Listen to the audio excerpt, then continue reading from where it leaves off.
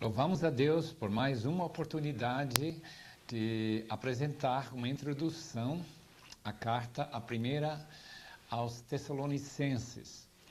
Esta cidade que situava-se na província romana de Macedônia, ao norte da Grécia de hoje. É um privilégio muito grande abrir a palavra de Deus e falar com os amados irmãos sobre verdades, sobre a história desta carta, de onde veio, quando que foi escrito, tudo mais. Começamos, como praxe, falar sobre a autoria. É mais um caso em que podemos ter bastante confiança que Paulo, o apóstolo, aos gentios, escreveu esta carta à igreja de Tessalônica. O cânon de Muratori, que vem do ano 170 depois de Cristo, encontramos esta carta incluída e atribuída a Paulo. Temos Clemente de Alexandria, cerca do ano 155 até 215, que atribui também a carta a Paulo. Tertuliano cita 1 Tessalonicenses dizendo que veio do apóstolo. Agora, a evidência interna não contradiz essa evidência externa da origem paulina. Em primeiro lugar, tem o nome de Paulo aqui na primeira linha, Paulo, Silvano e Timóteo. Então podemos ter bastante confiança que Paulo não teria colocado o seu nome numa carta que não era dele. Alusões históricas cabem bem dentro da vida de Paulo, segundo o relatório que nós temos de Lucas no livro de Atos. Faço uma comparação, por exemplo, com o primeiro versículo, Timóteo e Silas, Silvano e outra maneira de falar a mesma pessoa de Silas, e Paulo estão juntos em Atos 15, 40 e 16, 3. Depois, em capítulo 2, versículo 14 a 16, temos uma referência que pode ver claramente, cabe com Atos 17, versículos 5 a 10. 1 Tessalonicenses 3, 1, cabe dentro de Atos 17 e 16. E, finalmente, 1 Tessalonicenses 3, 6, com Atos 18, 5. Então, eu acredito que nós podemos ver que tanto Lucas como Paulo, escrevendo esta carta, não teriam tentado provar quem era autor de nada, mas simplesmente que o relatório que eles contam bate muito bem no paralelismo dos eventos e pessoas que andavam juntos naquela época. Além disso, nós encontramos várias características do apóstolo Paulo que ele menciona nesta carta, especialmente capítulo 3, 1 e 2, que eu vou ler para os irmãos. Pois que não podendo suportar mais o cuidado por vós, parecer-nos bem ficar sozinhos em Atenas, enviarmos nosso irmão Timóteo, ministro de Deus no Evangelho de Cristo, para trabalhar com a igreja de Tessalônica. Encontramos ele fazendo isso em outras ocasiões, especialmente de Éfeso para Corinto. E os liberais, aquelas pessoas que não têm nenhum compromisso com a inspiração das Escrituras, aceitam, em geral, a autoria paulina de 1 aos Tessalonicenses. Quanto à data em que esta carta foi escrita, nós podemos mais ou menos acertar uma data. Theodor Ozan, aquele famoso escritor sobre introdução, 3 volumes ao Novo Testamento, ele colocou a data de 53 depois de Cristo. Por outro lado, outro alemão, famoso historiador da igreja, Adolfo Harnack, colocou 48.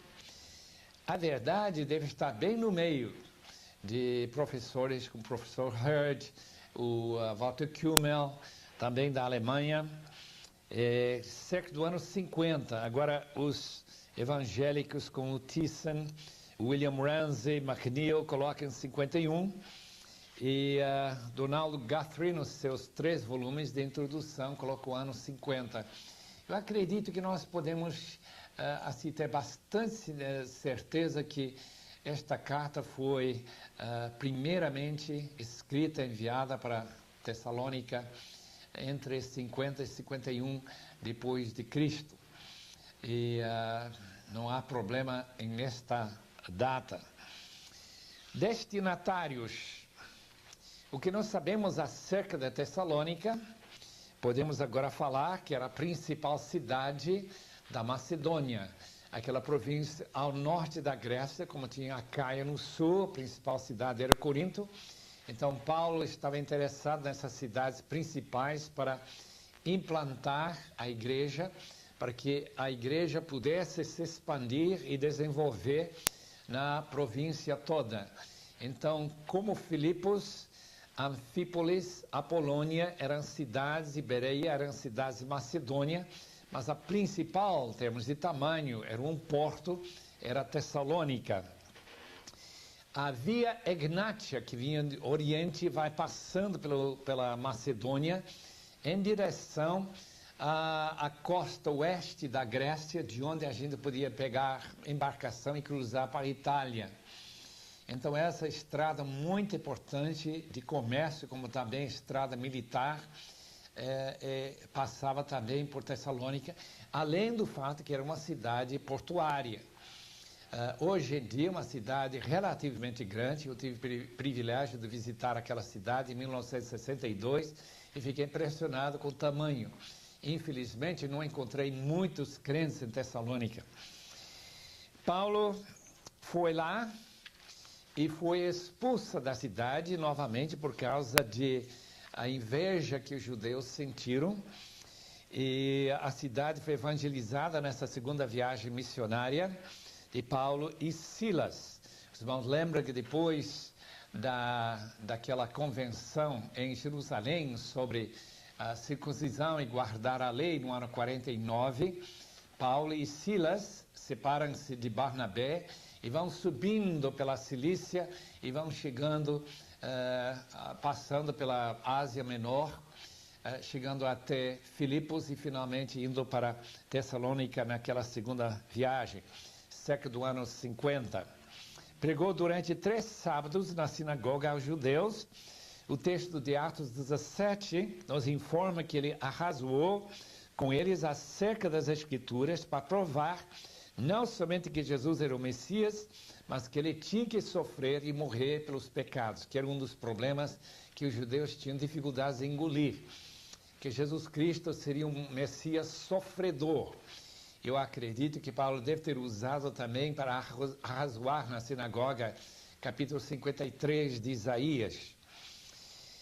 A reação diante da pregação do Evangelho foi boa, e pessoas, inclusive judeus e gentios, especialmente aqueles que eram amigos do judaísmo, chamados tementes de Deus, que se reuniram na sinagoga, mas não tinham sido circuncidados, não estavam comprometidos com a lei de Deus, guardar a lei, não tinham sido prosélitos.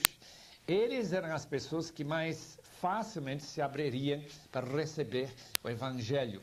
E que uma boa parte da igreja de Tessalônica foi daqueles indivíduos.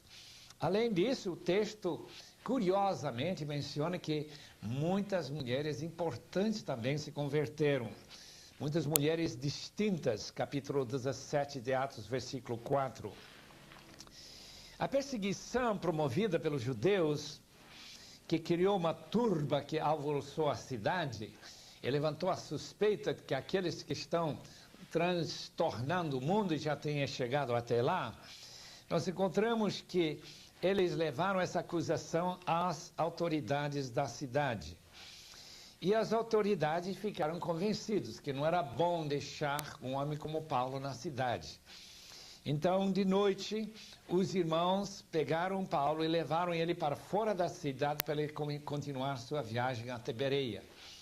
Mas eles também pegaram de um dos convertidos, mencionado aqui também em Atos 17, Jasson, que ele de alguma forma pagou alguma fiança, talvez uma quantia bastante alta, para garantir que Paulo não voltaria para Tessalônica durante algum tempo.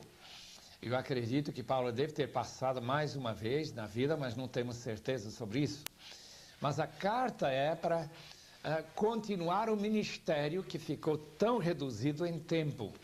Com certeza Paulo teria gasto muito mais tempo em Tessalônica se ele tivesse tido a oportunidade, mas por causa dessa perseguição, ele foi encaminhado para ir para Bereia. Timóteo foi enviado para Tessalônica para ver como estavam passando os inexperientes crentes daquela cidade. Trouxe boas novas para Paulo, que se encontrava em Corinto. Então sabemos de onde esta carta foi escrita da cidade de Corinto, lá para o ano 50, 51, onde Paulo foi descendo depois de passar em Atenas.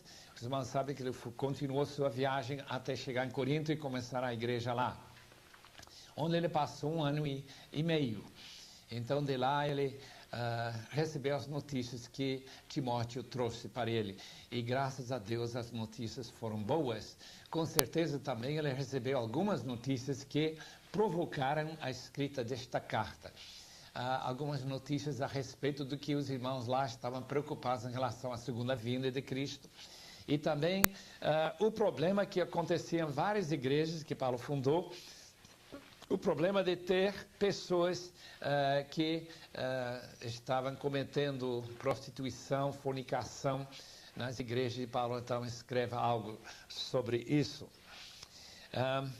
Nós encontramos que Paulo realmente tinha um grande amor e interesse para os seus novos filhos na fé em Tessalônica, na Macedônia. Ele tem outros textos, quando ele menciona os macedônios, por exemplo, em capítulo 8 de 2 Coríntios, onde ele fala da graça de Deus que caindo sobre as igrejas da Macedônia, incluindo Tessalônica, com certeza, Filipos, Apolônia e Bereia, que aqueles irmãos tiveram um grande interesse em levantar essa oferta para os necessitados em Jerusalém. Com certeza foram irmãos muito queridos e dedicados. A impressão que nós temos é muito forte nessa direção. E vamos agora parar para falar um pouquinho sobre o esboço, o conteúdo desta carta. O esboço que eu tenho aqui começa com a saudação do primeiro versículo, onde Paulo se identifica como autor junto com Silvano e Timóteo. Depois ele dá ações de graça a Deus pelos irmãos, pela fé, pela constância daqueles crentes de Tessalônica, capítulo 1, versículos 2 até 10. Depois ele entra numa explicação, versículos 1 a 16 do capítulo 2, sobre suas atividades.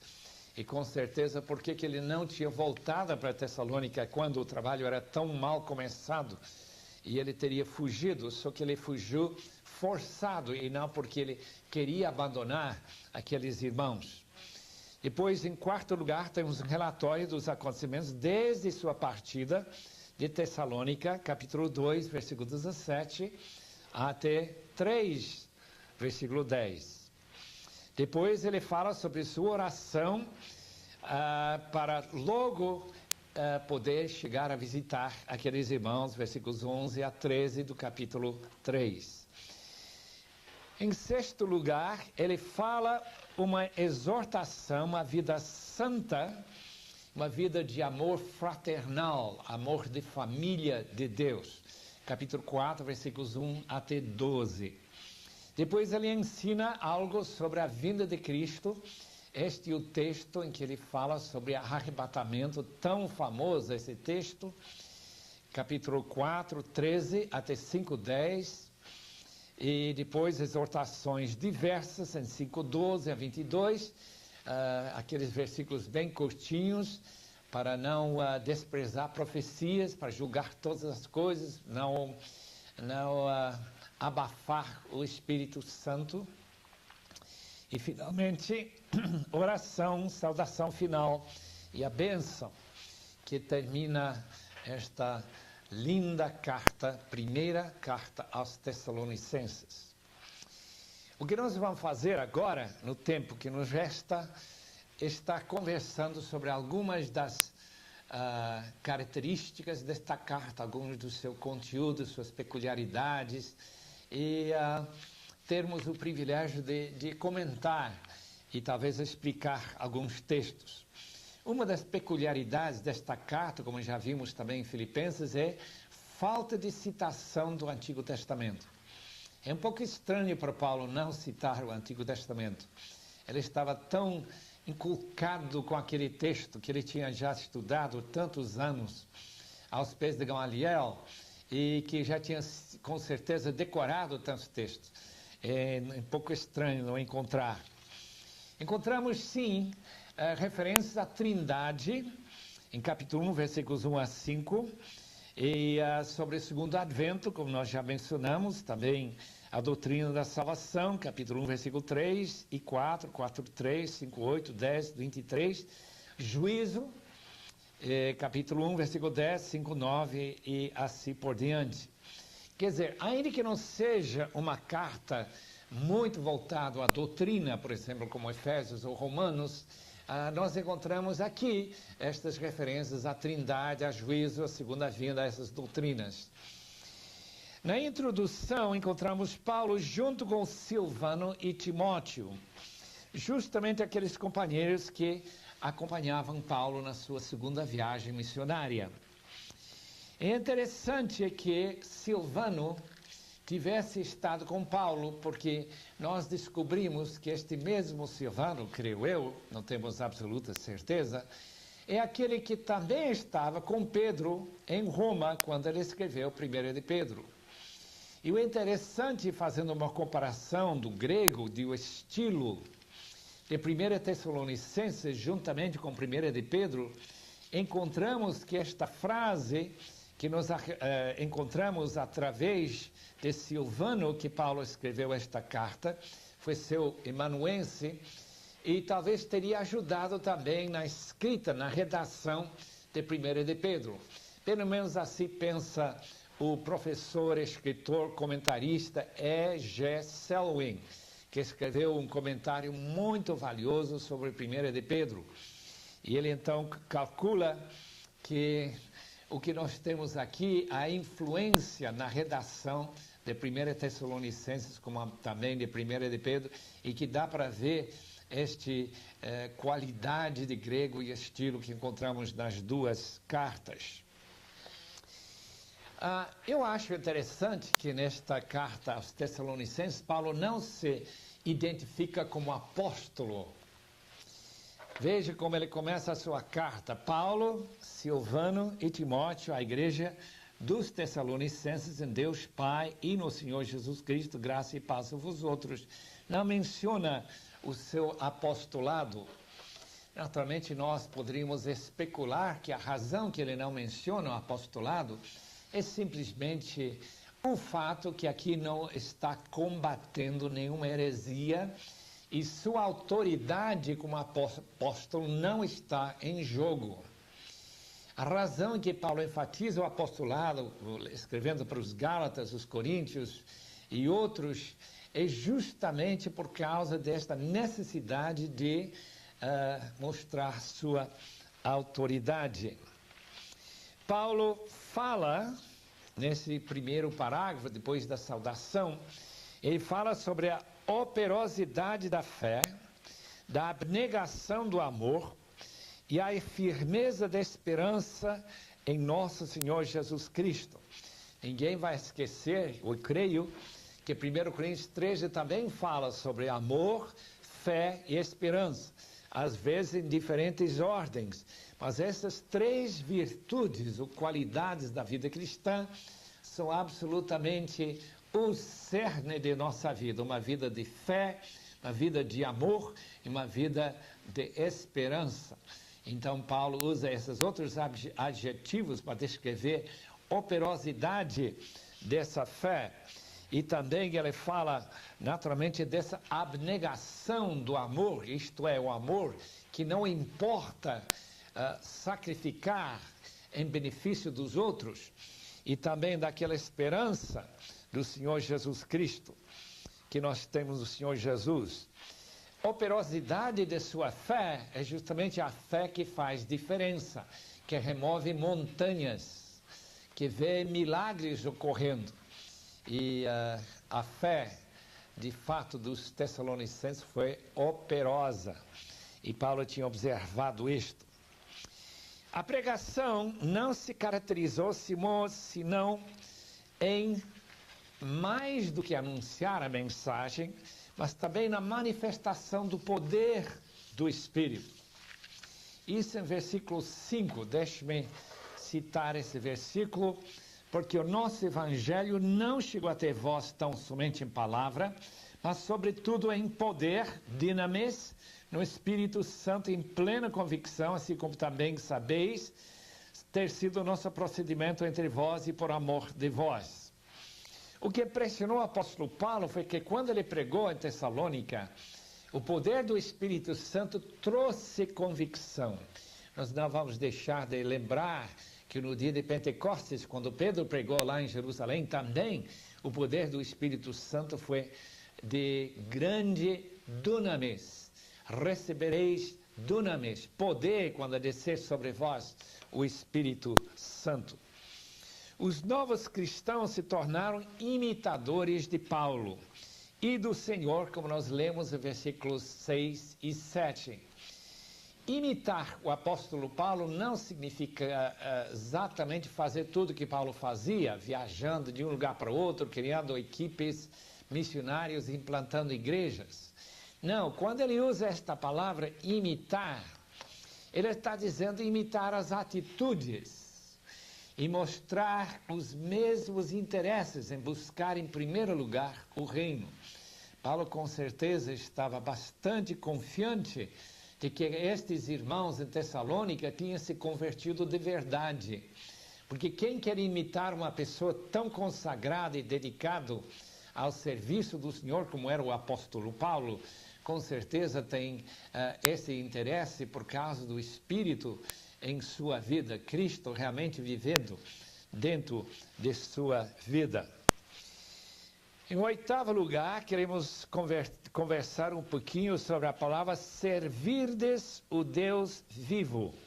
A palavra servir traduz a palavra doulo, ou um verbo que significa ser escravo. Já mencionamos em outra ocasião que havia mais de metade da população do Império Romano era escrava. Então, em Tessalônica havia muitos escravos. Era muito fácil o apóstolo Paulo usar esta palavra porque descrevia qual a atitude que os tessalonicenses tiveram logo que eles aceitaram Jesus como Senhor de sua vida. Eles queriam de fato servir o Senhor como escravos. Naturalmente, eles sentiram com o sangue de Cristo que eles tinham sido comprados e que tinham sido tirados do poder satânico, onde eles já eram escravos para ser escravos do Senhor vivo. Naturalmente, não é escravo que não quer servir ao seu Senhor, mas aquela escravatura gostosa de estar seguro em comunhão com seu Senhor e saber que o Senhor sabe o que é melhor para a sua vida.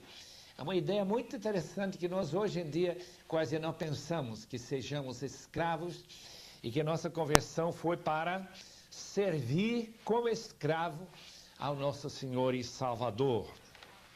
Número 9. Todos que não conhecem a Deus e são desobedientes são chamados filhos da ira. Esse filho da ira significa que a ira caracteriza essas pessoas. Nós lemos em 1:10, para guardar dos céus o seu Filho, a qual ele ressuscitou dentre os mortos, Jesus que nos livra da ira vindoura. Essa ira vindoura do versículo 10 é a ira do inferno, da perdição. Lago de fogo, segundo o capítulo 19 de Apocalipse.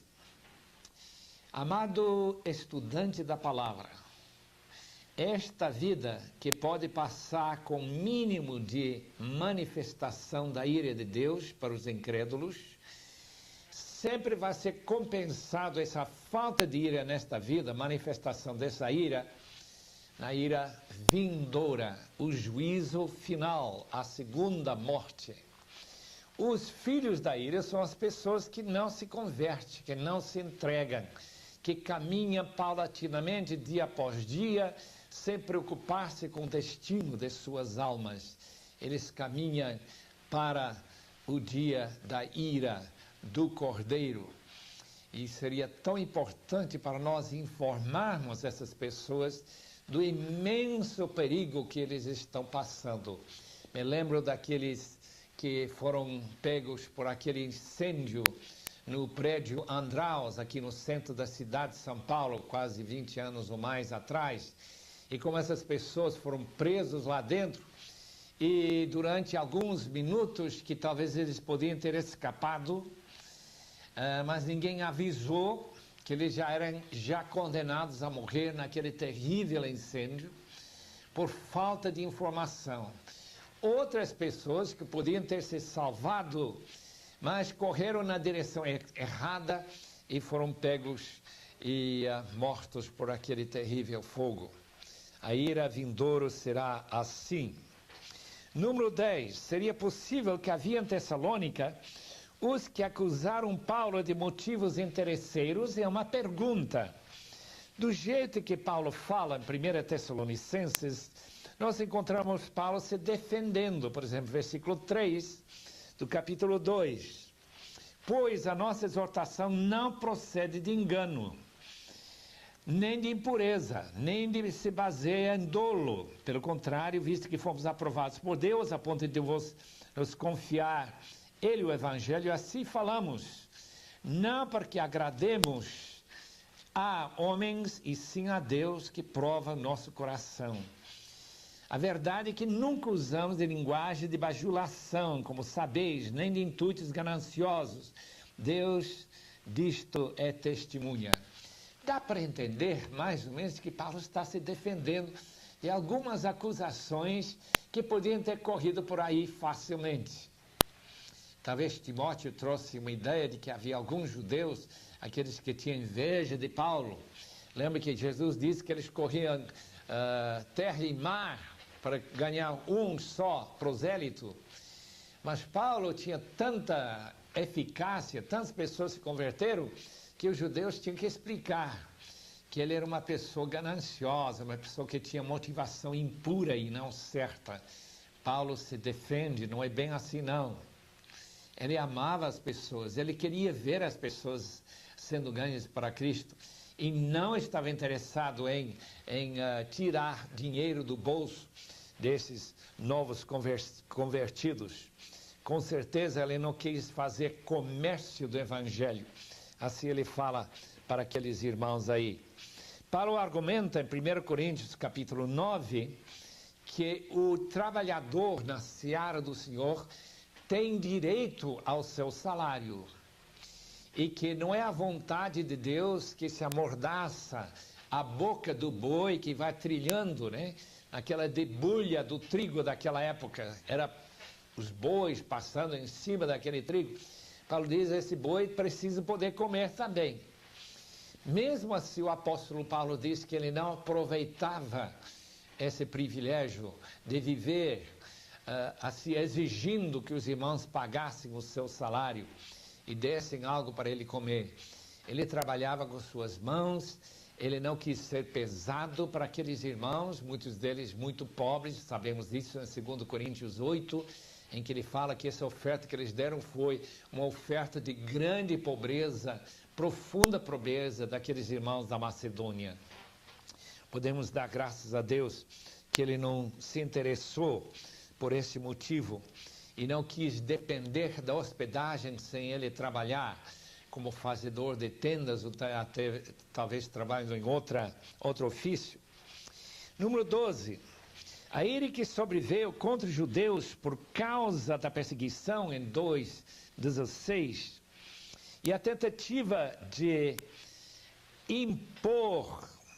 impedir que o evangelho seja pregado aos gentios é principalmente demonstrado na rejeição do evangelho, como nós encontramos em Romanos capítulos 1 até 3.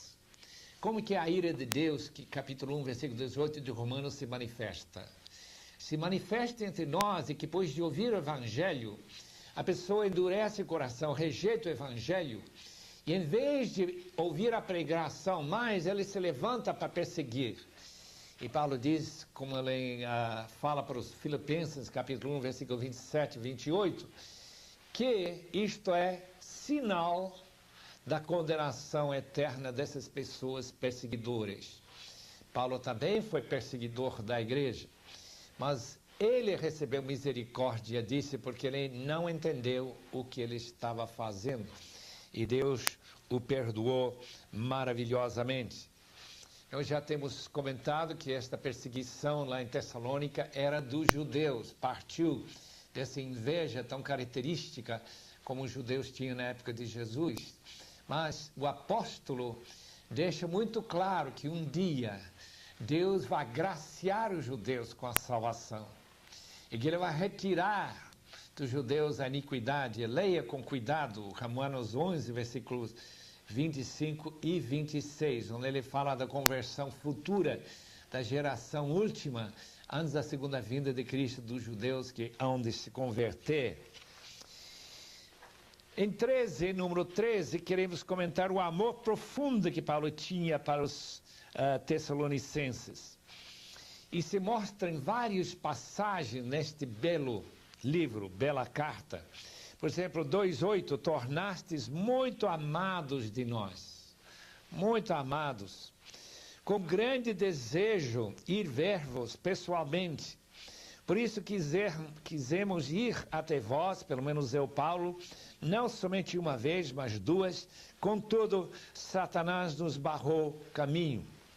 Não fosse Satanás com aquela fiança que foi exigida pelas autoridades da cidade de Tessalônica, me parece que Paulo teria com certeza voltado ou teria ficado em Tessalônica. Mas como Satanás não permitiu que ele voltasse, este grande amor que ele tinha para esses seus recém-nascidos crianças na fé, então ele ficou frustrado. E ele quis que ele muito queria chegar lá. Mas isso já levanta um outro ponto que nós queremos comentar. Que direito tem Satanás de barrar o caminho do apóstolo?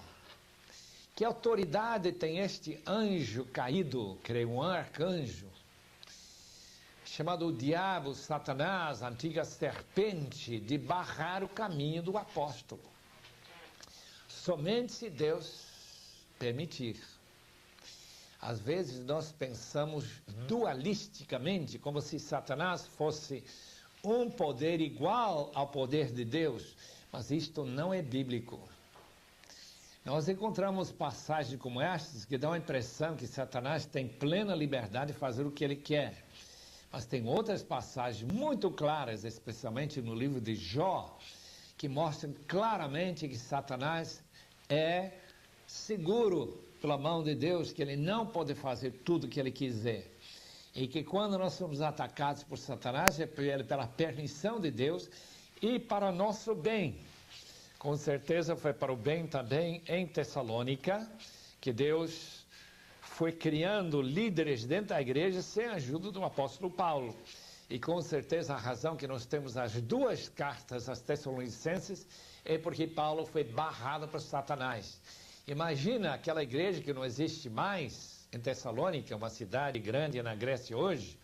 Nós temos estas preciosíssimas cartas do apóstolo Paulo por causa desta atividade satânica que não permitiu que Paulo voltasse até aquela cidade.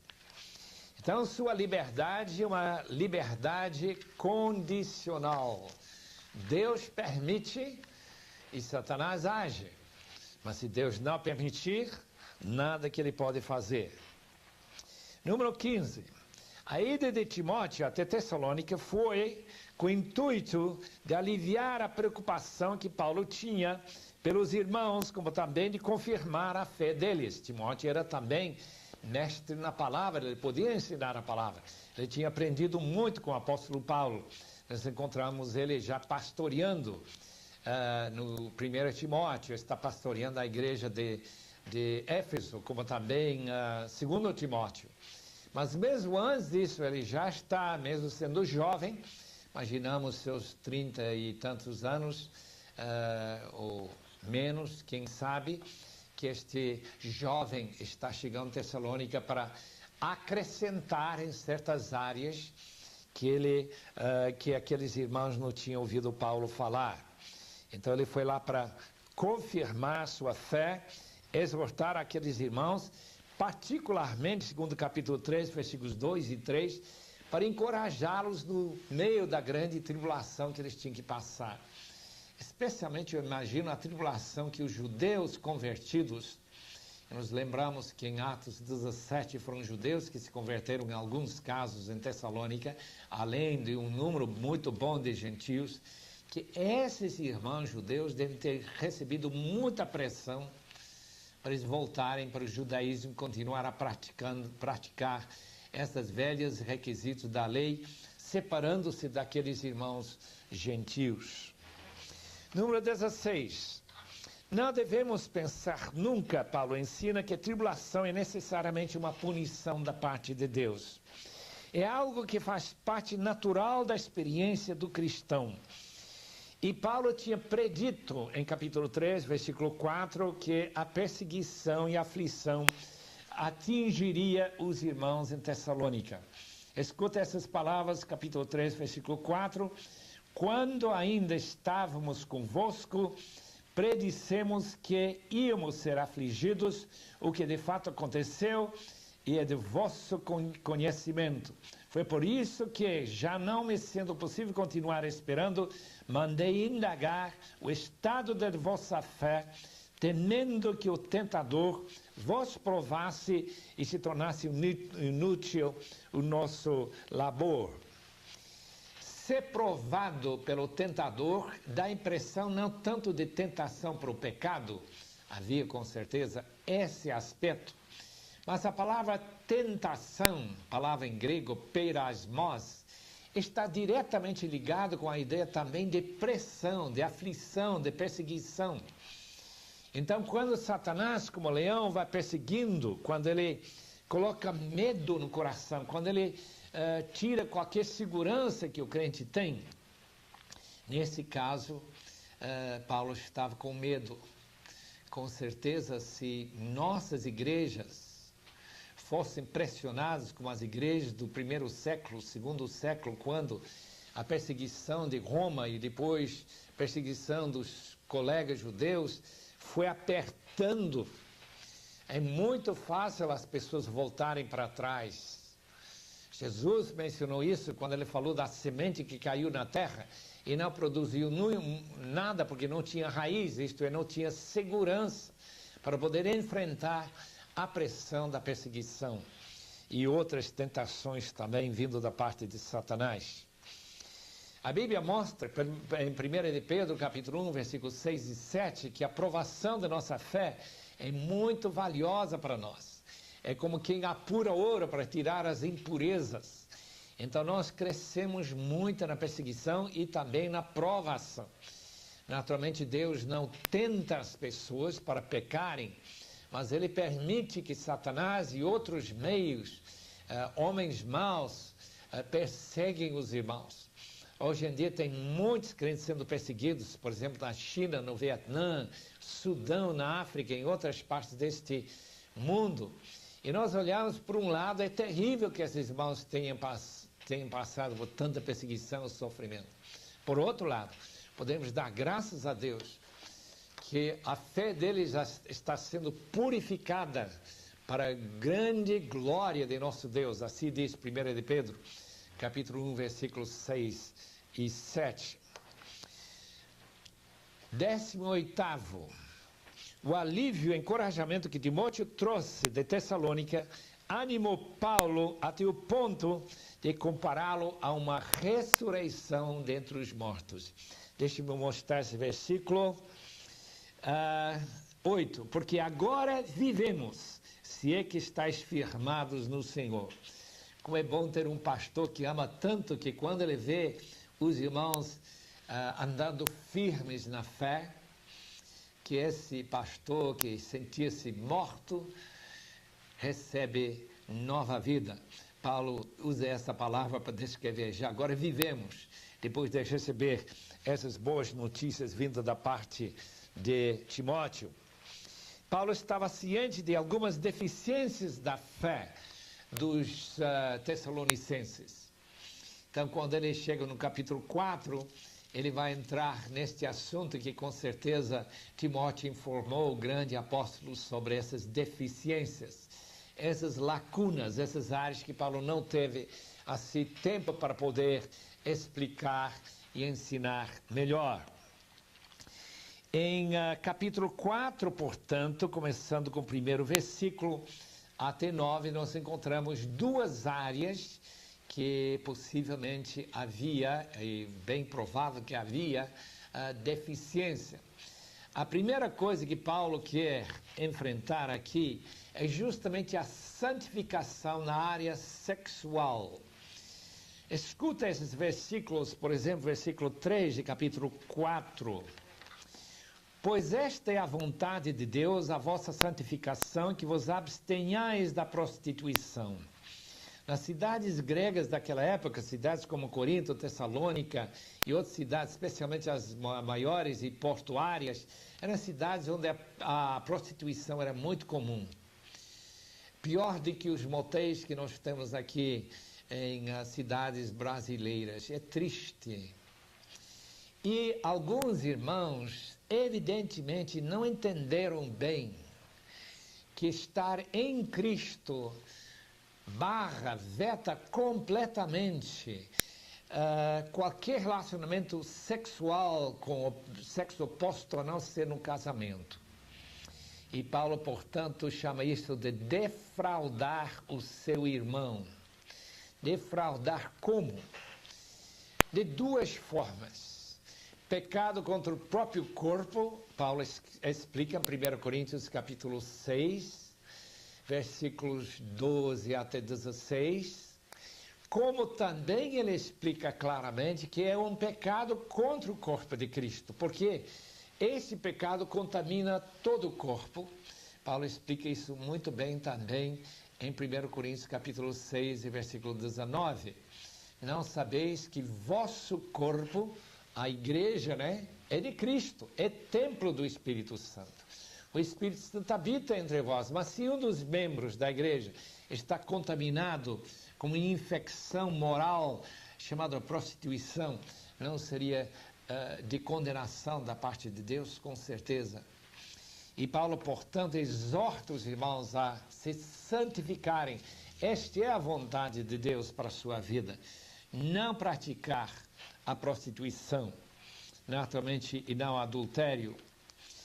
E além disto, ele faz uma referência, versículo 9, no tocante ao amor fraternal. Não há necessidade que vos escreva, porque vós mesmos estáis instruídos por Deus, deveis amar-vos uns aos outros. Paulo já explicou em Romanos que o amor de Deus é derramado em nossos corações pelo Espírito Santo.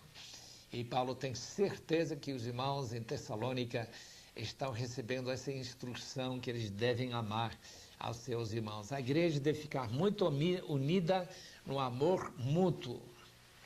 Agora chegamos àquele texto tão impressionante sobre o arrebatamento. A razão que Paulo fala sobre esta subida para o encontro com Cristo nos ares é simplesmente o fato de que em Tessalônica os irmãos tinham presenciado pelo menos a morte de um outro irmão, e eles achavam que eles entendido o que Paulo tinha ensinado, que Cristo estaria voltando tão brevemente que não haveria necessidade de ninguém mais morrer, uma vez que ele já era de Cristo. E Paulo explica muito bem que não é bem isso que ele queria dizer.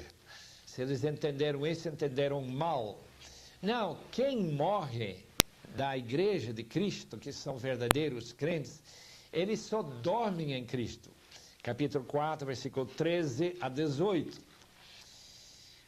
Diz assim: não queremos, porém, irmãos, que sejais ignorantes com respeito aos que dormem. Dormir é morrer fisicamente, mas como a alma, o espírito da pessoa não morre, a pessoa está dormindo, aguardando a ressurreição. E Paulo diz claramente que quando o dia da segunda vinda chegar, quando o dia da parousia chegar, o arcanjo tocar essa última trompeta, os que estão com Cristo, que já morreram, Paulo diz em Filipenses que estaremos com Cristo depois de morrer, eles são conduzidos para aqui, para receber com o corpo ressurreto, suas personalidades preservadas juntamente com Cristo.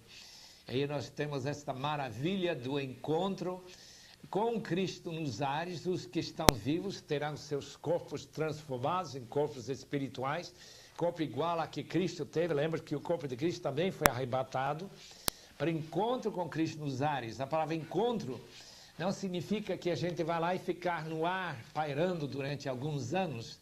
É a mesma palavra que nós encontramos nos Virgens, capítulo 25 de Mateus, e esse texto onde os irmãos de Roma foram para o encontro de Paulo. É a palavra técnica para dizer uma pessoa sai para o encontro de um rei, uma pessoa que está chegando para que ele não venha sozinho.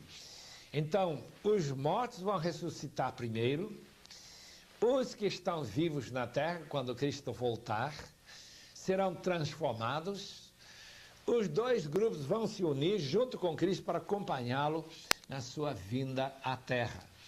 E vai ser o começo, então, do seu reino aqui na terra. Graças a Deus por esse alívio que ele teve para contar para aqueles irmãos em Tessalônica. Nós já falamos sobre o encontro nos ares. Mateus 25:6 trata das virgens que são ao encontro com o noivo. E Lucas usa essa palavra quando aqueles irmãos saem de Roma para 3 vendas e a praça de Ápio, capítulo 28 de Atos e versículo 15. Quando o texto diz, em capítulo 5 de 1 Tessalonicenses, que a vinda do Senhor será como ladrão, é interessante notar que ele não vem como ladrão para os crentes. Quando diz aqui, versículo 2, vós mesmos estáis inteirados com precisão que o dia do Senhor vem como ladrão de noite. Quando andarem dizendo paz e segurança, eis que lhes sobrevirá repentina destruição, como vêm as dores de parto a que está para dar à luz, e de modo nenhum escaparão. Isto é, não haverá oportunidade para as pessoas, quando Cristo está voltando, se converter. Tem que se estar convertido antes de Cristo voltar. Mas vós, irmãos, não estáis em trevas para que esse dia, como ladrão, vos apanhe de surpresa. A vinda de Cristo vai ser prenunciada para os crentes de várias maneiras. Lembra que Jesus disse que quando a árvore começa a folhar, podem saber que o verão está para chegar. E com certeza, Noé sabia que o dilúvio ia começar quando ele terminou a arca. Ele não ficou lá com a arca pronta durante 50 anos esperando essa primeira chuva.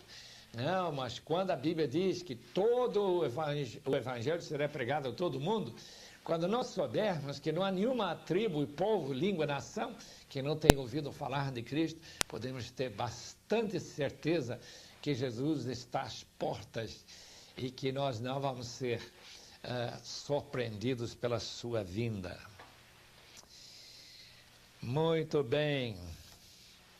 Interessante. Capítulo 5, versículo 14. Exortamo-vos também, irmãos, que admoesteis os insubmissos, consoleis os desanimados, ampareis os fracos, e sejais longânimos para com todos. A igreja tinha insubmissos. Talvez as pessoas que estavam acusando Paulo de ter interesses financeiros em pregar o evangelho. Havia outras pessoas que tinham visto algum ente querido morrer, que estava em Cristo. Eles precisam de consolação. E também havia alguns fracos, talvez aquelas pessoas que, já tendo vivido a sua vida na prostituição, são tentadas a continuar a se prostituindo. Paulo diz que aqueles irmãos que vos exortam, aqueles pastores da igreja, aqueles bispos que nós já vimos em Filipenses capítulo 1, versículo 1, eles devem dar aquele apoio, aquela ajuda pastoral. É importante nesse versículo 14 encontrar referências do que significa ser pastor. cuidar dos insubmissos, consolar os tristes e, naturalmente, amparar os fracos na sua fé. Nós encontramos nesse grande capítulo 5 também uma referência a apagar o espírito. Jogar areia em cima do fogo do espírito. A palavra apagar significa apagar fogo. Ou jogar água em cima do Espírito Santo para apagá-lo. O que significa, neste contexto, apagar o espírito? Parece bastante claro, seria desprezar profecias. Versículo 20. Não apagueis o espírito, não desprezeis as profecias, julgai todas as coisas, retendo o que é bom. Por que as pessoas desprezam profecias? É porque não se cumprem. Deve ter acontecido também em Tessalônica, que havia profecias que não se cumpriram. Daí Paulo dá o grande conselho da palavra de Deus, que ele também dá aos Coríntios, em capítulo 14.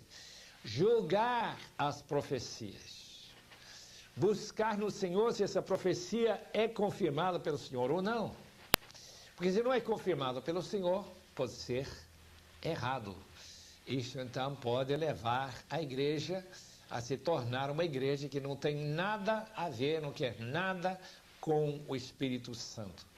Temos de julgar todas as coisas, temos que escutar a voz do Espírito quando ela está falando e temos que cuidar de saber que é o Espírito mesmo que está falando. 1 de João, capítulo 4, versículos 1 a 3, diz que nós devemos testar os espíritos, se ele vem de Deus ou se ele vem de outro lugar, obviamente, de Satanás. Último, versículo 23 de capítulo 5, faz referência ao espírito, alma e corpo, mas não é uma prova cabal que o homem é composto de três partes, tripartite. Temos intérpretes dicotomistas, que dizem que tem uma parte corporal, físico, que é natural neste mundo, que come carne, feijão e arroz, como também temos outra parte não físico, que inclui a mente, que inclui pensamentos, que inclui nossa alma, que vivifica este corpo, que inclui nosso espírito, que se vivifica pela presença do Espírito Santo conosco, assim por diante. Temos uma parte material, uma parte imaterial. Essa posição é chamada dicotomista, mas também tem a posição tricotomista. Homens como vários estudiosos, como Gleason Archer, no seu trabalho sobre dificuldades da Bíblia, ele usa isso como um reflexo do fato que nós fomos criados na imagem de Deus. Como Deus é triuno, nós também somos triuno, corpo, alma e espírito. É interessante, né? Encontrar essas divergências. Até hoje ninguém sabe para dizer finalmente como que é isso.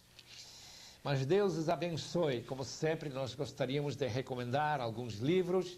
Temos o panorama do Novo Testamento, que nós gostamos de recomendar, eu acho que seria muito útil. Temos o Novo Testamento do Dr. Merrill Tenney, que é Novo Testamento sobre origem e análise. Temos o famoso Manual Bíblico, que estuda cada livro da Bíblia, então tem um estudo bom sobre 1 Tessalonicenses.